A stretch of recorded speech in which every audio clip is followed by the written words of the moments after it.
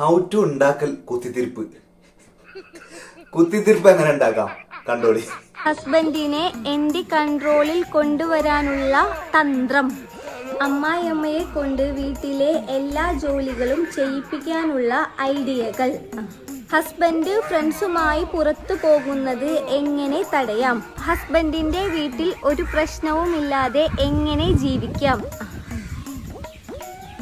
എന്നാൽ പിന്നെ കല്യാണം കഴിക്കാതിരുന്നൂടെ? അതല്ലേ, കല്യാണം കഴിക്കാതിരുന്നാ മതി. എന്നാ പിന്നെ ഈ പ്രശ്നങ്ങളൊന്നും ഉണ്ടാവില്ലല്ലോ.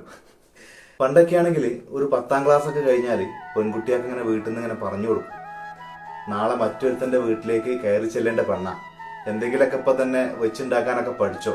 കിട്ടുന്ന അമ്മായിമ്മ ചിലപ്പം വലിയ ഒച്ചപ്പാടും ബഹളമൊക്കെ ഉണ്ടാക്കുന്ന വലിയ ജഗലാണെങ്കിൽ പിന്നെ വലിയ പാടാവും, വല്ലതൊക്കെ ഉണ്ടാക്കി പഠിച്ചോ എന്നൊക്കെ പറഞ്ഞിട്ട് എന്തെങ്കിലും പഠിപ്പിച്ചു കൊടുക്കായിരുന്നു.